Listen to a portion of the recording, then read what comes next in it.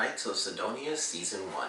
Now for those of you that didn't check out my review for the very first episode of the series, you guys can check that out. Of course, these spoilers will be specifically contained to the very first episode, but this will definitely contain spoilers for the entire season. That's obviously why I'm doing a season review. Otherwise, I would just say it's a good season. Check it out. You definitely should.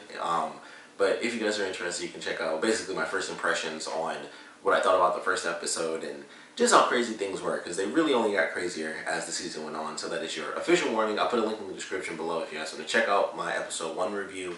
But going from pretty much what I said, like that whole first review, for that first episode, everything was just crazy. I was like, okay, so we have a guy that's underground. He should be taking a lot of weird damage because he breaks his fingers like almost instantaneously. He hits his head, he gets knocked out. He wakes up and then it's like, yeah, I'm fine. And then there are people talking about immortals. We have these sisters who are like 12 sisters in one. There's like one character, I still don't get this, but there's only one character who is both, or technically not either a man nor a woman. And that really confuses me because I'm like, why is it only one character? It's like everyone else is either a man or a woman except this one singular person. I feel like there's some importance to that, but it never came up this season.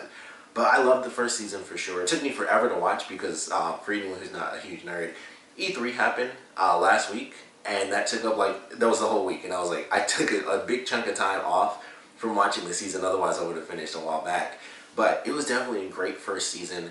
You know, a lot like with the first episode in my review I mentioned, I can't freaking tell who the characters are. It took me forever to finally be like, okay, this is this person and this is this person. And then I think it was, I put like a tweet up about this when I watched the episode. I think it was 8 or 9 or something like that. It was like, okay, I think I'm starting to understand things. And then it's like, hey, let's throw in this flashback. And surprise, surprise, the reason so many people look similar is because they're like clones. There are actually like clones all over the place. I don't know if the woman from like the first or second episode was the commander. She said that she was supposed to be a nurse, but the commander actually showed up when when they went to the hotel, like during the end of the season. So I'm assuming that was her the whole time, and Tanikaze was wrong. That, you know, that I don't know. It was hard to say because I'm like, I can't tell if people are looking alike or what the case is because we have these 12 sisters who are clones who I do believe.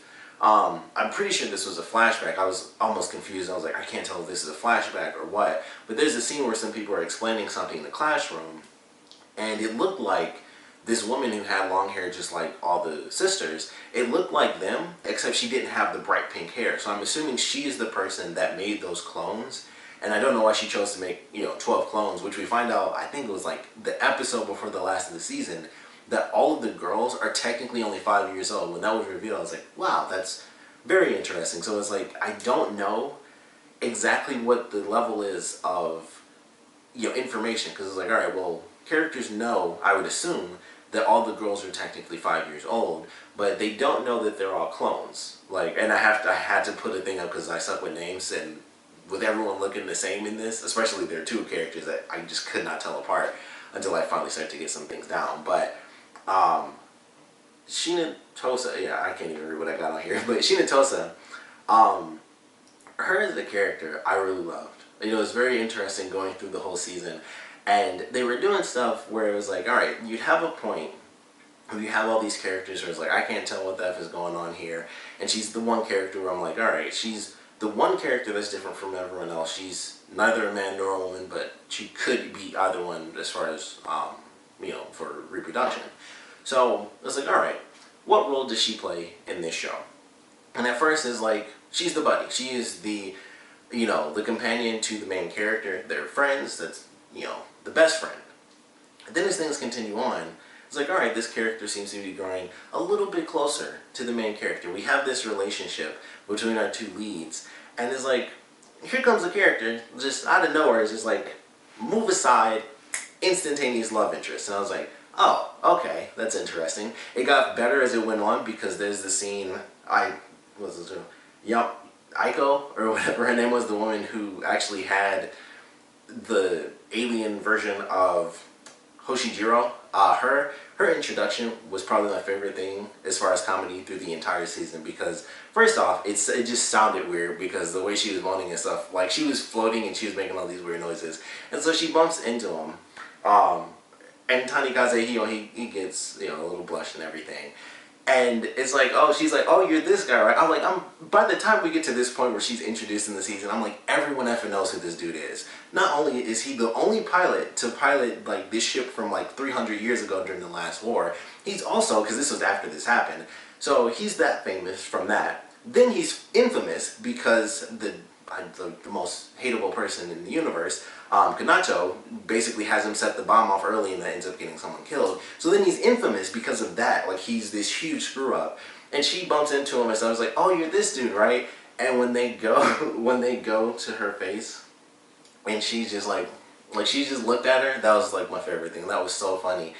It was the best thing ever to me for as far as comedy. And it's happened before, because it happens with her. It happens after that where she makes the same face. I don't even remember which character it was that time.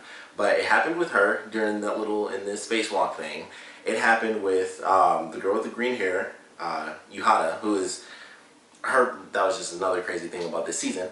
But it happened with her where it's like, oh, she runs up on Tanikaze and she's grabbing his hand and stuff and she's like insanely excited to meet him. It's like, oh, you just, like, she literally went in and was like kind of dodging around to get in front of Tanikaze to be like, I'm the only thing you can see, and she would jump around her and stuff. And it was just crazy. I was like, alright, so they have this character who is just the best friend, and then it seems to get a little closer, and then someone else comes in. All of these people either get new positions so they can't be near Tanikaze, or they die. And that's when things get super crazy, because they would have characters that would just get introduced, instantly murdered. And it was insane. And the first time this happens, I'm assuming that this is because it was in the manga, but the first character, this character is so irrelevant, they're not even on this list of main characters. I don't remember what her name was or anything, but she was the first person that they really focused on that died. And I was like, what is the point of this character? Like, she was focused on in literally the same episode she was introduced. They do a backstory of how her community was happy that she became a pilot and all this stuff. I was like, okay, let's see where her character goes. And it was to death. She died in the episode she was introduced, and I was like, why did they do that? That seems so incredibly weird to me.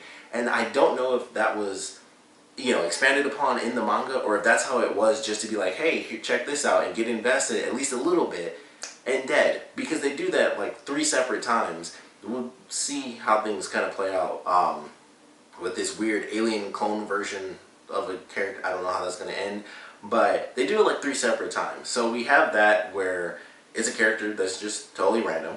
Then we have Yuhata's brother, his girlfriend, and then the 2 other pilots. So that's when they introduce, like, oh yeah, we have an ocean and stuff, and it's like the upper levels or whatever. And it's like, we'll let them go along, because the dude was being super pessimistic, like this might be their last time together because they'll be dead.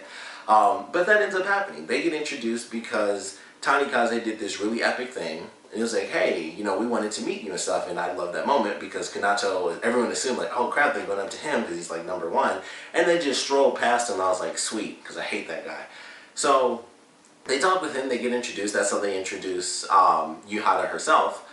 And it was just crazy. I was like, okay, they introduce these characters, they get to know them and stuff like that. They talk, and it's like, oh, this might be the last time and stuff. And then they go out on this mission, which I still don't understand why. Like, I know they were up there, but I was still confused as to why they only sent 4 people. Because it seemed like it would just switch up. Like, this is how many people we need this time, and now it was just like a couple. It was confusing to me because I'm like, I know they're upper level pilots, but it just didn't seem to compute. Like, just because it's an upper level, you send less people. Because in the end, the guy Eiji, who was the older guy who was like the commander, who Yuhata took over for, he didn't go out on like a 4-man mission. He still went with like, you know, 80 other people. And so I'm like, I still don't get why they only sent those 4 people out. But of course, things go insanely wrong. Like, one person goes down, and then after that, it was just a domino effect because everyone was like, I don't want you to die. So they constantly abandoned the mission. It was like nobody was kind of keeping control over the situation. It was like, oh crap, I gotta save my friends. Like, don't do that because you'll die. They'll die or get injured. And then it's like, well crap, I gotta go in and save them. And it was just one at a time, and they all got killed. And it was like, that's nuts. Like, these are people, everyone's like, oh sweet, they're gonna go out there and destroy the enemy and it'll be super awesome. And they got wiped out, and it was like a tragedy. And I was like, this is insane. Like, it just gets intense. They bring in characters and then they're dead. And then we get to a combination of the love interest plus that crazy death, because I'm like, okay. So they're doing some stuff. It's like, yeah, we're you know, the top pilots and stuff now. We're the new unit, pretty much. So we have Tanikaze, Kunada, Hoshijiro, and then Honaka, one of the Honaka sisters. So it's like, alright, so the four of them are together, and it's supposed to be really good. And they go out on their first mission, and it's like, okay. It's like something was happening in my head as I was watching it, because they talk about how they're going on this mission and stuff like that. And it's like, cool. And they have a scene where it's Hoshijiro. I think she was the last one to leave. And it shows her as she's like floating and she's kind of excited. And I was like, oh crap, I hope she does not die, because they just kind of introduced this relationship. And I was like, that wouldn't happen, because that's insane. They just introduced, you know, like the official relationship, because they kind of tease it, you know, with the other characters. But this is like the actual moment. This is the actual relationship. They get deployed on like their first mission, and then it cuts. And as soon as it cut and he woke up, I was like, she's dead. Like, I knew it as soon as they cut to that. You know, Tanikaze wakes up in the bed. I was like, she's gone. She's dead. And then they go to the sisters, and it's like, you know, this is your fault. And I was like, what in the world happened? And he didn't know either. So it was really interesting, because I'm like, what in the world did he do? And then, of course, we get the revelation in the next episode. And that's when I just truly hate it. Like I said, Kunada, I didn't like the guy. He was like the douchebag entitled character, and I just didn't like him. Yeah, I didn't like him from the beginning. And then this was just like, wow, he's that pathetic that he had Tanikaze screw up the mission and he got someone killed. And I was hoping, and maybe it'll happen because things are starting to build up going into season 2, but he gets this woman killed, and then when they go back out on their next mission and everyone's like mad at Tanikaze, it's like, hey, check this out. Hoshijiro was not only taken by the aliens, she was also like turned into one, or like, it's weird because technically her body's still there, which was something that they revealed. And maybe, you know, there are a couple of things where I'm like, I feel like this might, since it didn't happen in this season, it'll happen next season.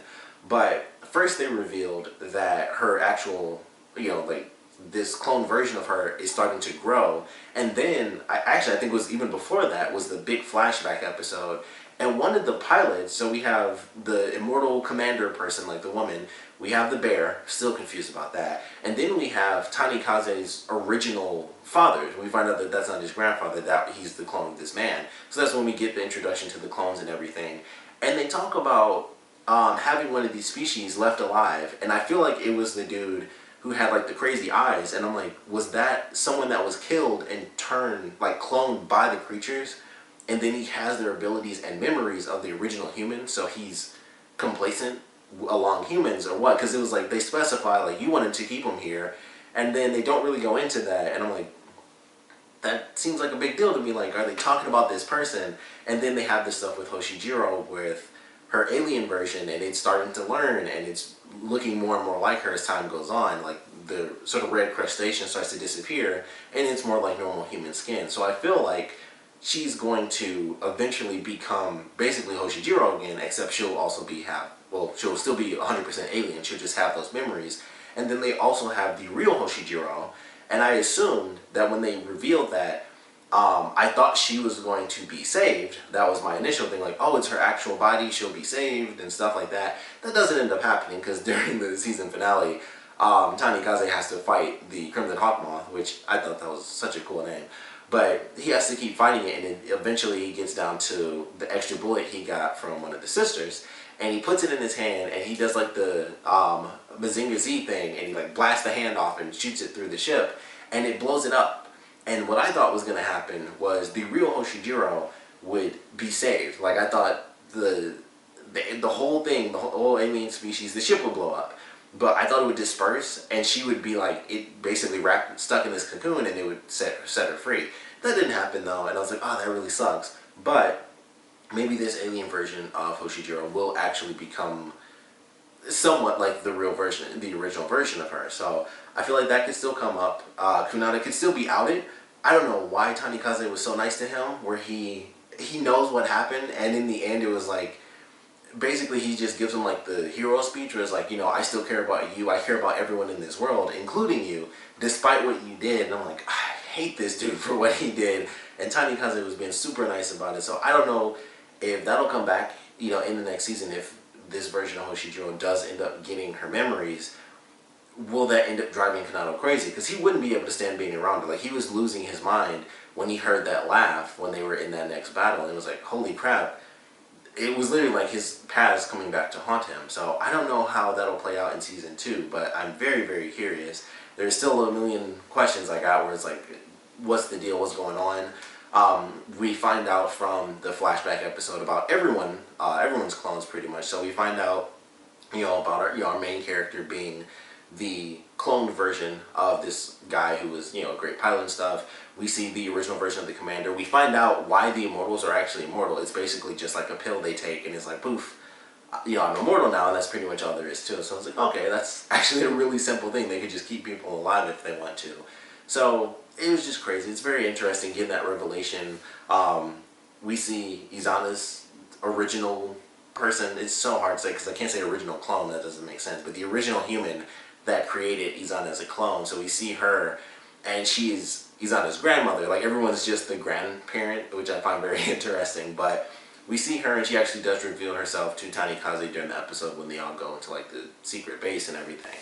And it's just crazy. I'm like, so no one knows that their grandparents are actually actual people, because during this flashback segment where we see the, I would assume, original person for the Honaka sisters, that's when they were introducing the fact that they would bring back the population. And I was like, they introduced synthesizing. And I was like, okay, so this has to be a flashback. But it was like, I believe that was the beginning of the episode, and then it went to the regular thing, and it had like no relevance outside of the fact that that was when they introduced it, was in the past. It was fairly recent. It wasn't a super long time ago.